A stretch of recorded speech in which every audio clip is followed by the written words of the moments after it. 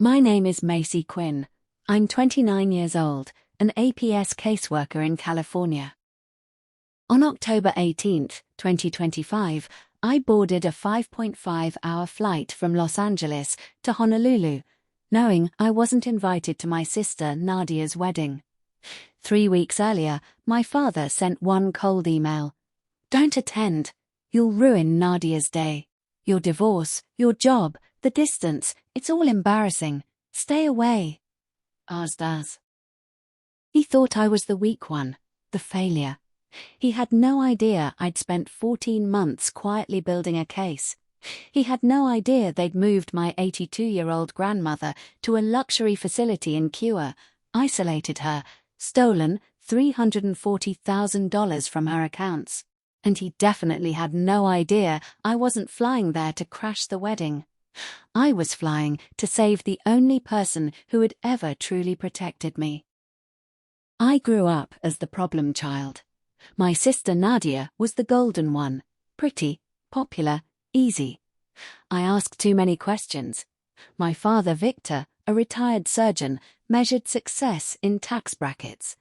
My mother Clara kept the peace, which meant enabling him. When I graduated in social work, my father said, "So you're going to make $30,000 helping people who won't help themselves?" When Nadia hit 50,000 Instagram followers, he bought her a ring light. In 2020, I moved to San Diego, worked adult protective services. I saw elder abuse, financial exploitation. I made $52,000 a year. I was the invisible daughter. At family reunions, my Aunt Linda said, "You've abandoned your grandmother." But in March 2024, my parents moved my grandmother Joyce from her Santa Barbara facility to Paradise Palms in Oahu, 2,500 miles away. The real reason was control. Grandma had early dementia but long stretches of clarity. She was the only one who ever treated me like I mattered. When I got divorced, she called and asked, "Are you okay?" Not, "What did you do wrong?" On May 23, 2024, at 11:47 p.m., my phone rang. Restricted number. It was Grandma, voice shaking. "Mary, I only have a few minutes. They don't know I have this phone," she said. "Victor moved me here. They control everything, my mail, my calls. He brings papers every month. I don't understand what I'm signing anymore." I asked, "How much has he withdrawn?" She said, "My balance was down to $180,000 from over $500,000. $320,000 gone." Over the next 14 months, Grandma called me 23 times. Each call added a piece. She heard Victor on the phone. "After the ceremony, we'll finalize everything. She'll sign the last transfer." The wedding was October 20th, the family dinner on the 21st. The last transfer meant her house in Santa Barbara, worth $685,000. I called an elder law attorney in Honolulu, Theo Brennan. He said, "This is one of the clearest cases of financial elder abuse I've seen. If we get your grandmother's testimony on video while she's lucid, we can freeze the accounts." I connected with Jake Whitaker, APS Hawaii. He said, "Your plan is insane." But he agreed to help. The wedding was at 4 p.m. My parents would be distracted. Shift change at the facility was 3 p.m. with skeleton crew. On September 28, Victor emailed, "Given your situation, divorce, job struggles, we think it's best if you sit this one out." I replied, "I understand. Have a beautiful wedding." I didn't say I wouldn't be there. October 18th, I flew to Honolulu. One carry-on bag. Inside, my APS badge, recorders, bank statements, a medical alert bracelet for Grandma. I checked into the Waikiki Grand, room 856. The night before the wedding, a night nurse texted, "They moved your grandma to the isolation wing. Family only visiting on Sundays." October 20th, wedding day. At 2:55 p.m., I took a taxi to Paradise Palms. Jake waited in the parking lot. He handed me a visitor badge. Act like you belong. We walked past the receptionist, down the hall. Room 206. Jake knocked. Mrs. Quinn, APS wellness check. A shaky voice. Who's there? I pushed the door open. There she was, thinner than I remembered, in a facility gown. She stared, then recognition. Macy. I crossed the room. Grandma, I'm here. We're leaving, right now. She cried. You actually came. I took off her facility bracelet, put on the one I'd made. Emergency contact, Macy Quinn. I helped her dress. Then I set up my phone on the bedside table. Grandma, I need you to tell me on camera what happened. About the money. About why you want to leave. For 18 minutes and 33 seconds, she gave the clearest testimony. She stated her name, her age. Victor moved me here without really asking. He controls my calls, my mail. He puts the pen in my hand and says, just sign here, Mother. It's for your care. $340,000. I never understood where it went. I think my son was stealing from me. I feel like a prisoner. I want to go home with Macy. She's the only one I trust. When she finished, she asked, Did I do okay? I was crying. You did perfect. Jake stepped in. We need to go. Shift change is ending. I put Grandma in a wheelchair, blanket over her. We walked out the side exit, into Jake's car. We drove away at 4:12 p.m. 2 minutes later, my phone buzzed. Mrs. Quinn is missing.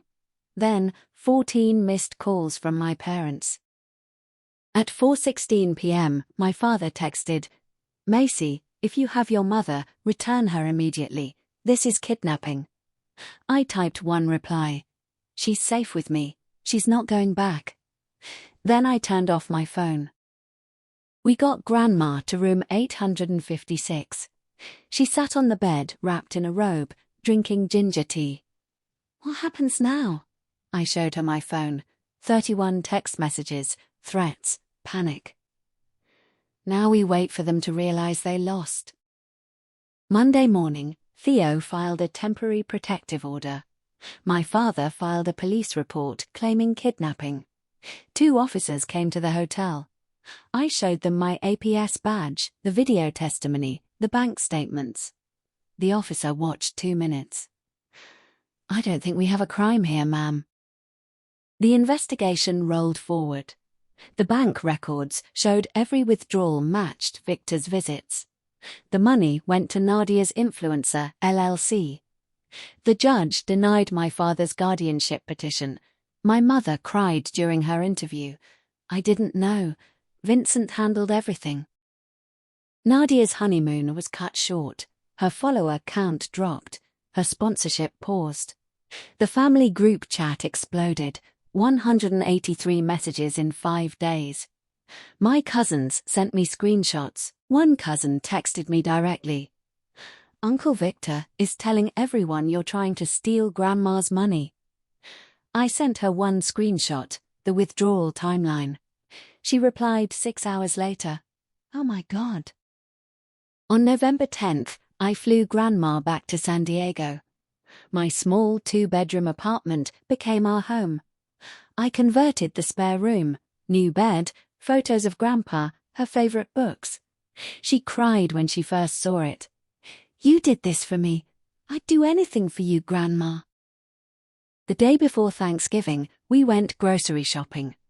Grandma wanted to make her pumpkin pie, the recipe from 1965, the one Grandpa loved. We spent the afternoon cooking together.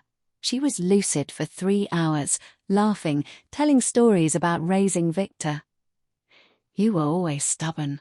Your grandfather used to say you were just like him, righteous, brave. Thanksgiving morning, I woke to find Grandma already up. She'd set the table, 2 places, simple white plates, sunlight through the window. We ate at noon. Turkey, stuffing, mashed potatoes, just the two of us. No performance, no judgment.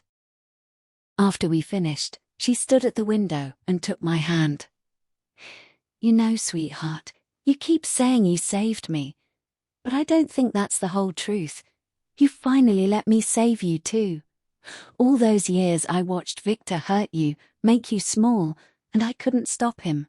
But when you came to Hawaii, you gave me a chance to be strong again. You let me protect you finally, and that saved me." We stood there for a long time, just holding each other. Two women against the window. Finally, safe.